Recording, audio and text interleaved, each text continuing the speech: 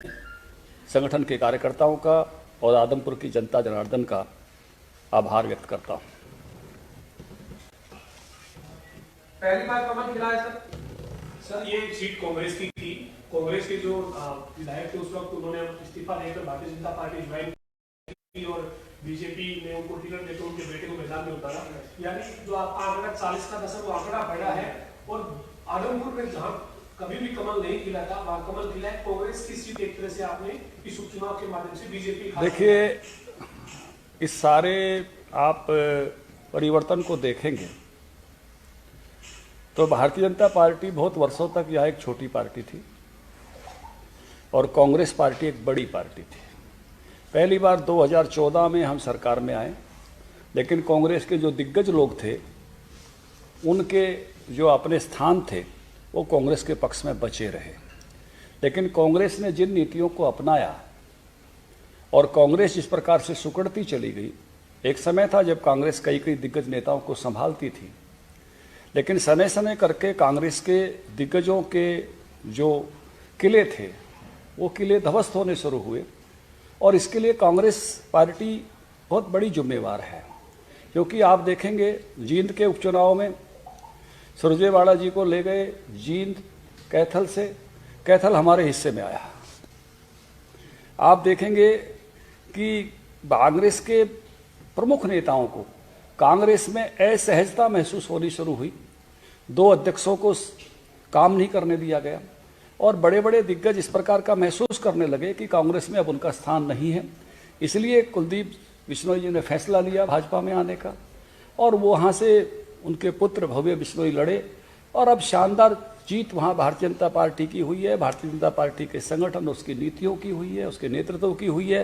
लेकिन वो क्यों आए, इसका डिजाइन कांग्रेस की वर्तमान राजनीति में छुपा हुआ है और वो जो डिजाइन है उस डिजाइन की हार है ये। क्योंकि कांग्रेस ने अपने दिग्गजों को दूर करना शुरू किया और कांग्रेस एक परिवार के आसपास सिकुड़ कर रह गई और इसीलिए कांग्रेस में अभी भी और बहुत सारे लोग असहज महसूस कर रहे हैं और कांग्रेस का यही डिजाइन रहा तो कांग्रेस लगातार और हार की तरफ बढ़ेगी। एक बात पे मैं और कहना चाहूँगा कि आप पार्टी बहुत ही जोर शोर तरीके से अवतरित हुई थी आदमपुर पर और स्वयं केजरीवाल जी, भगवंत मान, ये सब आए थे। लेकिन आदमपुर के लोगों ने इस बात को समझ लिया कि जो हरियाणा के पीने के पानी के लिए भी निर्णय लेने में बिल्कुल विपरीत स्थितियों में जाते हैं, वो हरियाणा के कभी नहीं हो सकते। 2000 क्यूसेस पानी रोजाना हरियाणा को पीने के लिए चाहिए, 1050 क्यूसेस पानी दिल्ली को पीने के लिए चाहिए।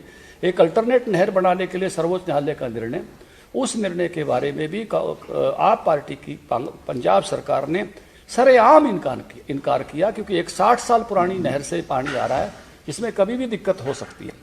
जो ऐसे पानी पीने के पानी को देने के लिए बनने वाली नहर के लिए भी तैयार नहीं थे। इसलिए आदमपुर के लोगों ने इतनी बुरी तरह से उनको नकारा है कि जिसका परिणाम आज आपको आप पार्टी भी देख रही है और प्रदेश की जनता ने उनको वो शीशा दिखाया कि इस प्रकार जो जन विरोधी सोच के साथ चलने वाले लोग हैं उनका जो हसर होना चाहिए था वो आदमपुर में हुआ है। 2024 के चुनाव, ये 2024 के चुनाव का सेमीफाइनल कांग्रेस के नेता खासतौर पर दीपेंद्र सिंह हुड्डा जो है वो अपने प्रचार में बता रहे थे कि आदमपुर का जो चुनाव है ये 2024 का सेमीफाइनल है। तो ऐसे में अब कांग्रेस के सामने आप क्या कहें, क्या चुनौती है और आपकी पार्टी के लिए क्या चुनौती है? देखिए, मेरी पार्टी तो लगातार परिश्रम करने पर विश्वास करती है और हमें अभी और अधिक परिश्रम करना है, हमको मालूम है। और अधिक मेहनत के साथ हम अगले चुनाव में जाने वाले हैं। हम जो नगर पालिका परिषद चुनाव था उसमें भी मेहनत से गए।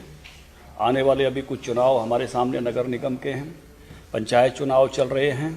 तो हम तो लगातार परिश्रम में भरोसा करते हैं, नेतृत्व के में भरोसा करते हैं और जो लोगों के विकास की नीतियों में भरोसा करते हुए लगातार मेहनत के साथ आगे बढ़ना, इसी मंत्र के साथ काम करते हैं और इसी मंत्र के साथ आगे बढ़ेंगे। हमारी राजनीति यहाँ कोई व्यक्तिवादी राजनीति नहीं है कांग्रेस पार्टी की तरह से हमें देखो, क्योंकि जो वहाँ का डिजाइन है उसका कारण यही है कि वहाँ कुछ लोग अपनी ही बात करते रहे। भारतीय जनता पार्टी तो विचारधारा की बात करती है, भारतीय जनता पार्टी जो है संगठन की बात करती है, भारतीय जनता पार्टी विकास की बात करती है। तो इस नाते से भारतीय जनता पार्टी का कार्यकर्ता लगातार अथक परिश्रम करता है। सर, स्वर्गीय भजन लाल का एक अपना इतिहास रहा है और अब वो बीजेपी के साथ जुड़ गया है, तो इसे कैसा देखते हैं सर, और कितनी मजबूती मिलेगी वहाँ? देखिए, हरियाणा का नेतृत्व जिस भी नेता ने किया, हर नेता का कुछ ना कुछ प्रदेश में कंट्रीब्यूशन है, और मुझे लिए ये मेरे लिए मैं कहूँगा कि एक ऐसी बात है जो एक सबको साथ लेकर चलने की जो हम बात कर रहे हैं।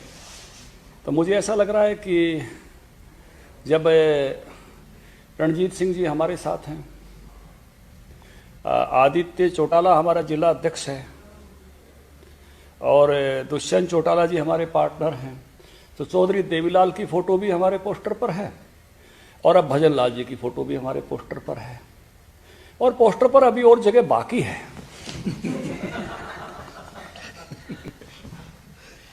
सर, मार्जिन कम है 2019 के अगर चुनाव की देखें और इस 22 का उपचुनाव देखें, मार्जिन कम है। आदमपुर में पहले मार्जिन ज्यादा था। देखिए,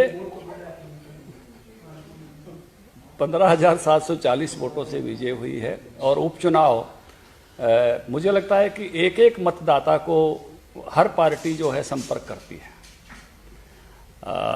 और उस नाते से बहुत विवेकपूर्वक मतदाता को निर्णय लेना होता है। भाजपा का बहुत बड़ा है, इसलिए भारतीय जनता पार्टी के बारे में आपने प्रारंभ में ही कहा कि कमल खिला है, भाजपा को लोगों ने आशीर्वाद दिया है, और भाजपा, मैंने शुरू में ही कहा था कि लोगों ने, जब मीडिया के साथियों ने सवाल किया कि कैंडिडेट कांग्रेस से आए, मैंने कहा हाँ आए, क्योंकि कांग्रेस की बस स्टार्ट ही नहीं हो रही, कहीं पहुंचने वाली नहीं है, निकलेगी नहीं। आज किसी ने लिखा है कि भव्य की गाड़ी तो अब चंडीगढ़ आ गई है, लेकिन जो है जयप्रकाश को तो वहीं से जो है वो सवारी जो आदमपुर से चलती है उससे हिसार आना पड़ेगा, और हिसार से सवारी पकड़ के फिर से कलायत आना पड़ेगा, और कलायत में भी स्पेस खाली है नहीं। कमलेश ढांडा बहुत अच्छा काम वहाँ कर रही है।